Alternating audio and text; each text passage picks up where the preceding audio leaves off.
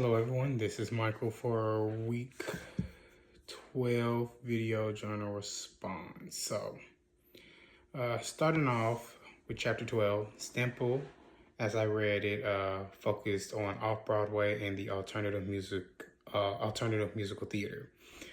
In the reading, he emphasizes that off-Broadway became a vital space for experimentation and innovation, free from the commercial pressures of Broadway. So through shows like Hair, Your Own Thing, and The Mad Show, all of these shows, they exemplify this. They were able to explore unconventional musical styles, rock influences, and socially conscious themes that might not have fit in a traditional Broadway setting. And he points out that off-Broadway was more than a minor step. It was actually a lab space where creators could take risks, try things, see what worked, especially in these smaller spaces and venues. And in some way, it also was really interesting to see how these shows that did well in these small spaces they actually were able to transition to Broadway by bringing these ideas, these bold ideas and fresh perspectives to the mainstream stage. So it was really cool to see how you have this kind of pathway between off-Broadway and the main Broadway, and how shows, artists, creatives were able to transition from off-Broadway to the main stage and bring these ideas with them.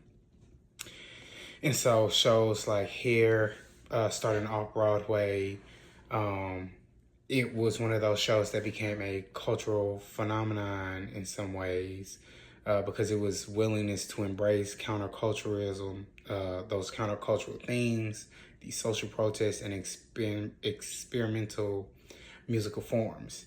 And it kind of, in a way, was allowing Broadway to have a dual role. So nurturing creativity and shaping Broadway itself.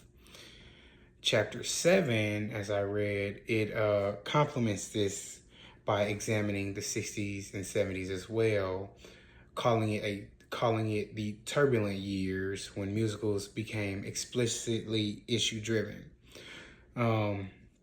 So unlike earlier musicals that were mostly escapist or lightly satire, you have shows like Man of La Mancha, Cabaret, and Hair again directly engaging with contemporary social and political issues.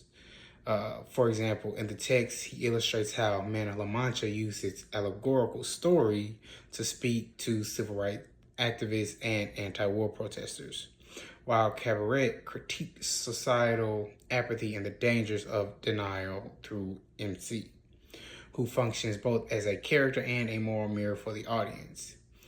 So again, these shows, they provoked the national debates on censorship and freedom of expression. These musicals, they demonstrate how context and form were inseparable from social messages that they conveyed.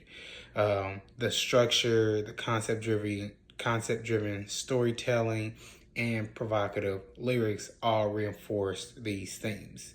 And so together, these chapters, they highlight the evolution of American musical theater, which is deeply tied to these spaces and time. Off-Broadway specifically offered the freedom to experiment, while the turbulent 60s and 70s provided the social and political context for musicals to, where's my note? To engage audiences in a meaningful way. Both chapters, they also show that musical theater is not just entertainment, but it reflects cultural shifts as well, fostering dialogue and challenging audiences to think critically about society.